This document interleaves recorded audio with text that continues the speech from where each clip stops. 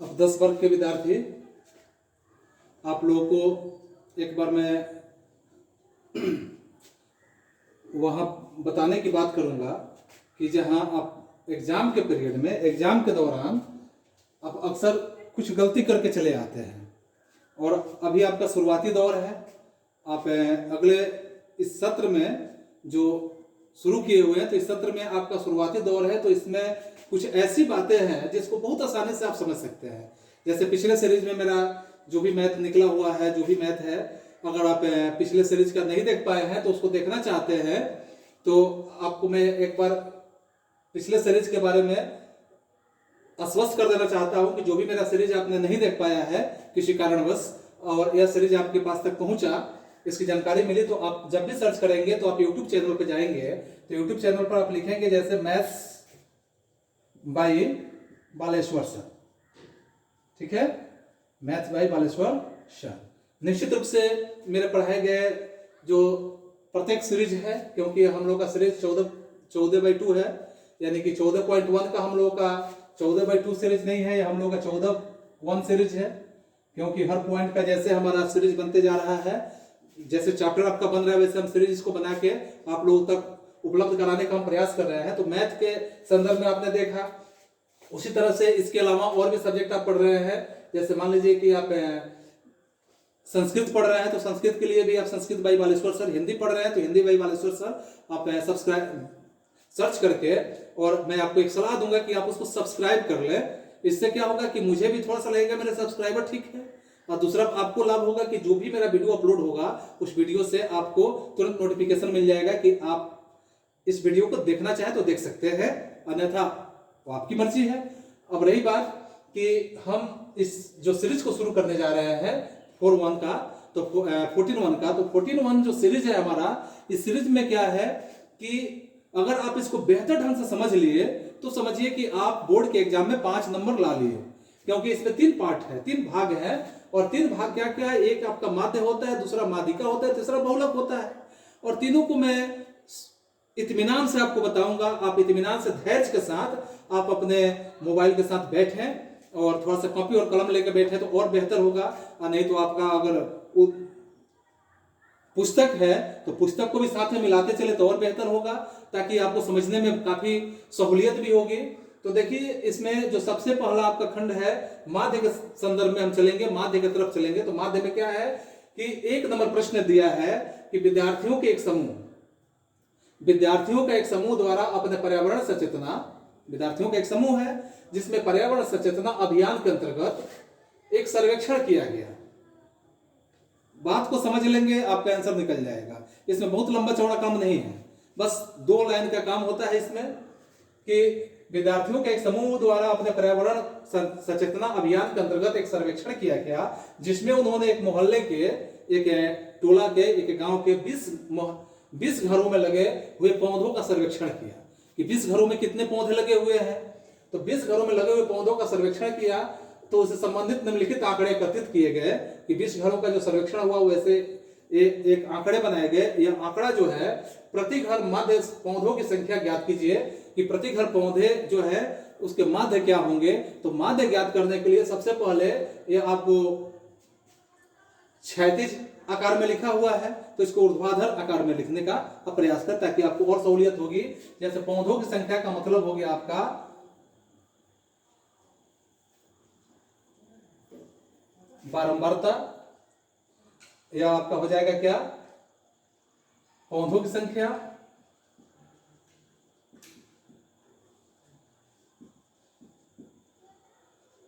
जिसको हम कह सकते हैं वर्ग अंतराल।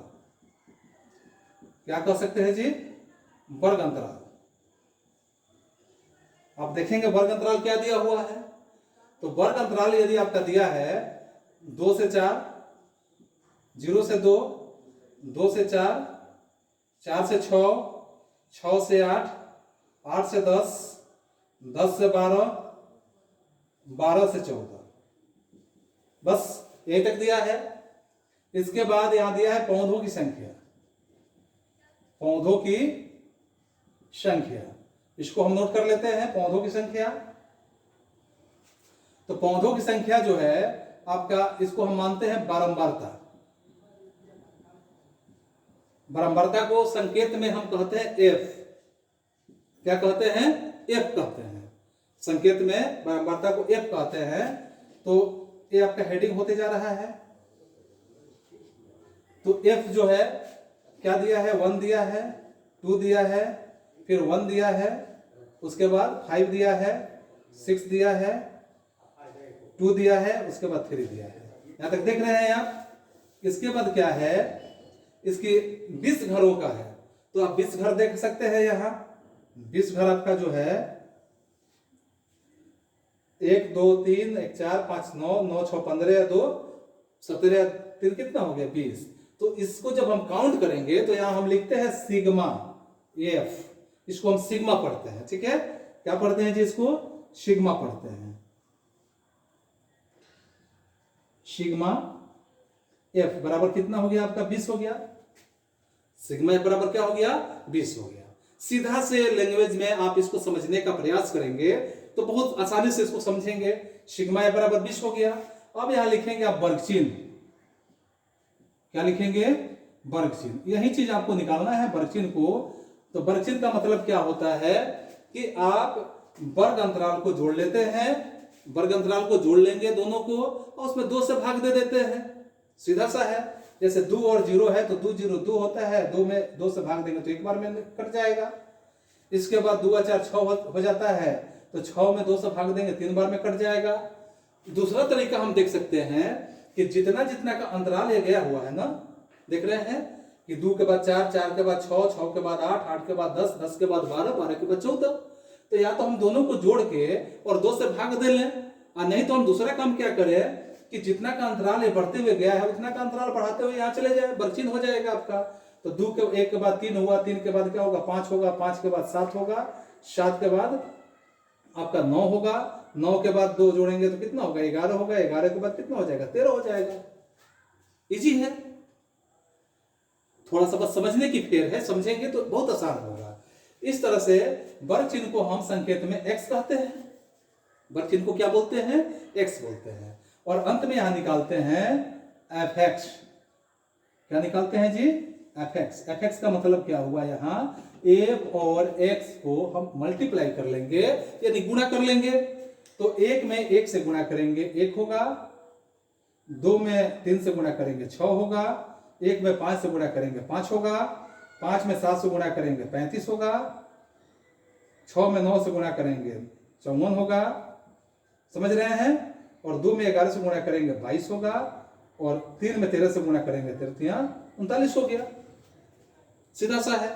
अब यहां हम अंत में क्या लिखेंगे कि जैसे यहां सिग्मा एफ लिखे तो यहां लिखेंगे sigma f x equal to sigma f x equal to.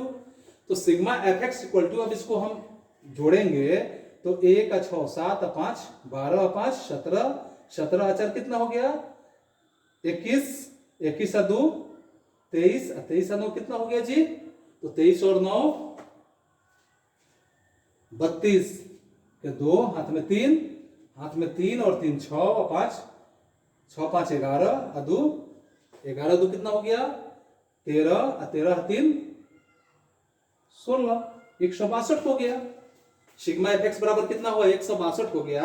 अब सीधा सा ढंग से आप निकाल सकते हैं। इसलिए माध्य बराबर, इसलिए आपको निकालना क्या है कि प्रति घर माध्य पौधों की संख्या ज्ञात कीजिए। तो माध्य हम निकालेंगे। माध्य का फॉर्मूला आपका होता है, माध्य को x बार से सूचित करते हैं। x बार बराबर होता है, यह फॉर्मूला आपका सिग्मा एफ एक्स बटा सिग्मा एफ। सूत्र याद रखें, बस इतना छोटा सा सूत्र है। माध्य x बार बराबर होता है सिग्मा एफ एक्स बटा सिग्मा एफ। तो सिग्मा एफ एक्स का मान कितना है? 162 बटा सिग्मा एफ का मान कितना है? 20 है। देख रहे हैं? तो 162 में 20 से आप भाग देंगे तो पहले तो 2 से कटा लीजिए। 8 दूनी 16 और 2 एकम 2, 10 दूनी 20। आप देख रहे हैं कि 0 एगो है तो 8.1 हो जाएगा आंसर। तो इस तरह से आपका आंसर कितना हो गया? 8.1 हो गया। यानी प्रत्येक घरों में पौधों की संख्या का माध्य आपका आएगा 8.1 के हिसाब से। इस तरह से अगर इस क्लियर नहीं हुआ तो फिर हम एक और प्रश्न आपको इसमें समझा देते हैं अगर क्लियर हो जाता है तो समझिए कि इसके बाद आपका माध्यिका होता है और बहुलक होता है। 3 बस बातों को याद रखिए, आपका 20 अंक अनिवार्य है। आप समझिए कि स्टैटिक्स पढ़ रहे हैं तो स्टैटिक्स में आपका 20 अंक निश्चित होता है और 20 अंक बहुत मायने रखता है, आपका ऑब्जेक्टिव से लेकर सब्जेक्टिव तक बहुत मायने रखता है। तो चलिए आगे हम देखेंगे इसमें।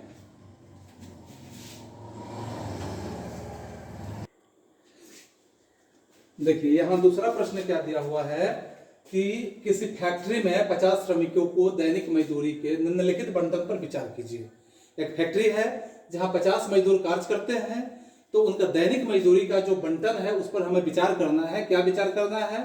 तो जैसे देखिए दैनिक मजदूरी रुपयों में जो दिए जाते हैं, तो 500 से लेकर 520 रुपये जिस मजदूर को दिए जाते हैं वैसे मजदूरों की संख्या 12 है, देख रहे हैं।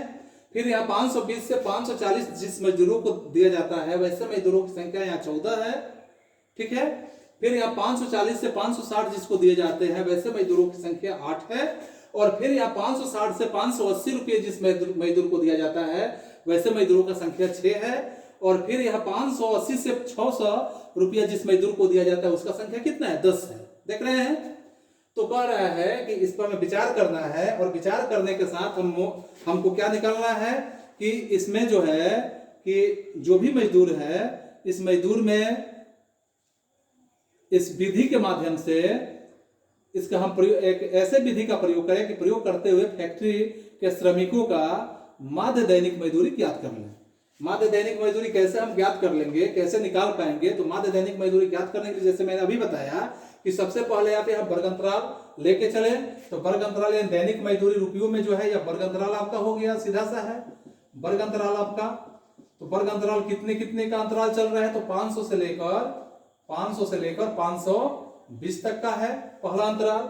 दूसरा अंतराल कितना है? 520 से लेकर 540 है, देख रहे हैं।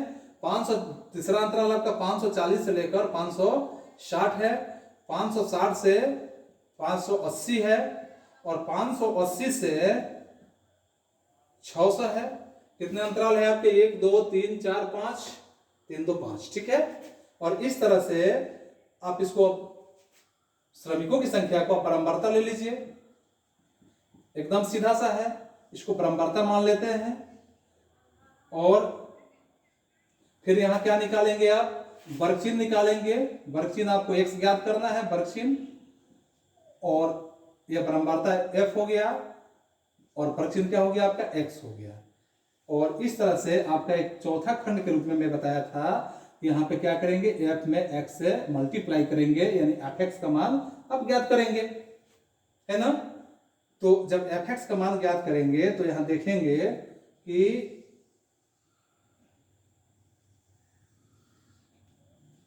बस आपको ऐसे कंप्लीट कर लेने हैं। अब देखिए f क्या दिया हुआ है, तो एक का मान दिया है 12, दूसरे का यानी 520 से 540 के बीच में मान कितना दिया? 14। इसके बाद 560 तक कमाने वालों की संख्या 8 है और 580 तक कमाने वालों की संख्या 6 है और यहाँ 600 रुपया तक कमाने वालों की संख्या कितना है? तो 10 है। अब यहाँ हम क्या लिखेंगे? सिग्मा एफ, यानी इसको हम ऐड करेंगे, जोड़ेंगे। तो सिग्मा एफ यानी कि 4 2 6, कुल मिलाकर कितने हैं? 50 श्रमिक है। आप मिला लीजिए 50 है कि नहीं है। तो 4 2 6 8 कितना होता है? 14। 14 6 20, 20 के 0, हाथ में 2, हाथ में 2 और 1 3 1 4 1 5। देखिए तो आपके 50 श्रमिक हो गए ना, टोटल 50 श्रमिक है। अब आप वर्ग चिन्ह यानी वर्ग चिन्ह निकालेंगे, x का वैल्यू निकालेंगे। तो मैंने अभी बताया कि वर्ग अंतराल को जोड़ेंगे और 2 से भाग देंगे, तो 500 और 520 कितना हो जाएगा? 1020 होगा, 1020। और 1020 को अगर हम भाग देंगे तो कितना हो जाएगा? 510 हो जाएगा, होगा इतना। फिर यहाँ 520 और 540 जोड़ेंगे तो 1060 हो जाएगा। और 1060 का मतलब क्या हो गया कि इसके आधा करेंगे तो 530 हो जाएगा, होगा इतना 530। अब क्या करेंगे? जैसे मैंने बताया कि सीधा सा उपाय है कि बार बार जोड़ने और भाग देने से बढ़िया है कि अंतराल देख लेते हैं कि 20-20 का अंतराल चल रहा है। यहाँ 20 के बाद 40 60 60 70 60 के बाद 80 80 के बाद कितना है? 600 हो गया, यानी कि 20 का अंतराल चल रहा है। तो इसमें हम 20-20 ऐड करते चलेंगे, यानी 510, देखिए 20 बढ़ा है तो 530 हो गया। अब फिर 20 बढ़ाएंगे तो 5 से कितना हो जाएगा, 550 हो जाएगा। और फिर 20 जोड़ेंगे इसमें तो 570 हो जाएगा। और फिर जोड़ेंगे 20 तो कितना हो जाएगा, 590 हो जाएगा। हो गया इतना। अब इसको मल्टीप्लाई करेंगे, जो इसको गुणा करेंगे। तो गुणा करने के लिए हम क्या करेंगे इसमें कि f में x से गुणा करेंगे। आप इजी वे में घर पे बना सकते हैं, लेकिन मैं आपको गुणा करके भी दिखा देता हूं और बना रहा हूं कि गुणा कैसे होगा। तो इस तरह से आप क्या करेंगे, इसको गुणा करेंगे। तो गुणा क्या करेंगे, तो देख लीजिए डायरेक्ट आपका क्या है कि 12 में 510 से गुणा करेंगे तो 12 हुआ। 12 एकम 12 के 2 हाथ में 1 और 12 50 60 है 1, कितना हो गया 100, यानी 6120 हो गया। ठीक है, 6120। उसी तरह 14 में यहाँ 1400 आपका हो गया, यानी कि 1400 गुणा करेंगे 14 में 530 से तो आपका गुणा हो जाएगा 7420, 7420 हो गया।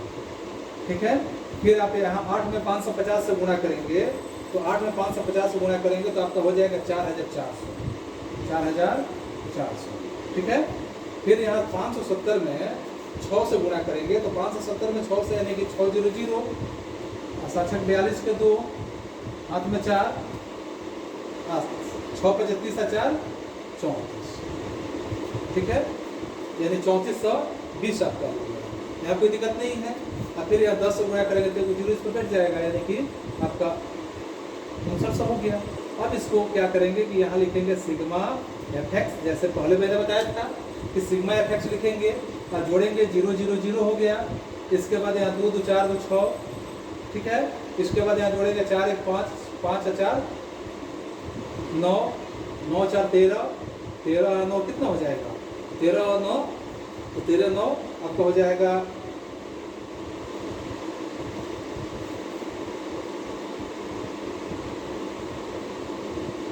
22, 22 के 2 हाथ में 2। और इस तरह से आप जब जोड़ेंगे पूरा एडिंग करेंगे तो आपका इसका पूरा वैल्यू हो जाएगा 27,260 रुपया, 27,260 रुपया। ठीक है, इसको जब जोड़ रहे हैं तो आपका हो रहा है 27,260 रुपया। अब फिर लिखेंगे, इसलिए माध्य बराबर, माध्य का फॉर्मूला तो मैंने बताया अभी, माध्य x बार बराबर सिग्मा fx बटा सिग्मा f, यानी सिग्मा fx का वैल्यू कितना हो गया 27,260 रुपया और सिग्मा f का वैल्यू कितना है 50। देख रहे हैं, बराबर 0 से 0 कटा लीजिए, 5 5 25, 5 चौका 20, 2 बचा 5 5 25, 1 बच गया 5 दूना 10, यानी कि आपका हो गया 545 रुपया 20 पैसा प्रत्येक मजदूर का माध्य मजदूरी होती है। ठीक है, तो इस तरह से आप इसमें के और भी प्रश्न देखेंगे। नेक्स्ट सीरीज में हम आपको इसका अगला प्रश्न मैं दूंगा। तब तक मैं आपको एक बार याद दिला देता हूं कि यदि अभी तक चैनल को सब्सक्राइब नहीं किए हों तो आप निश्चित रूप से सब्सक्राइब कर लें, ताकि हर तरह के जो वीडियोज मेरे अपलोड होते रहेंगे आपको हर सब्जेक्ट मिलते रहेगा। इसके लिए आपको नोटिफिकेशन के माध्यम से सूचना मिल जाए कि आप उस वीडियो से जुड़ सकें और उसका लाभ आप उठा सकें घर बैठे हुए, क्योंकि अभी हमें लग रहा है कि लंबे समय तक आपको घर पर आना है कि सत्र आपका गड़बड़ नहीं हो। इसको ध्यान में रखते हुए मैं यह कार्यक्रम को जारी किया हूँ, आप लोगों के बीच तक पहुँचाने का काम करने का मेरा प्रयत्न है। कहाँ तक हम सफल होते हैं यह आपके समझने पर निर्भर करता है। अगर नहीं समझ में आता है तो आप निश्चित कमेंट मुझे करें। आज के लिए हम इस सीरीज के लिए इतना ही, अगले सीरीज में फिर मिलते हैं। तब तक बाय, गुड बाय।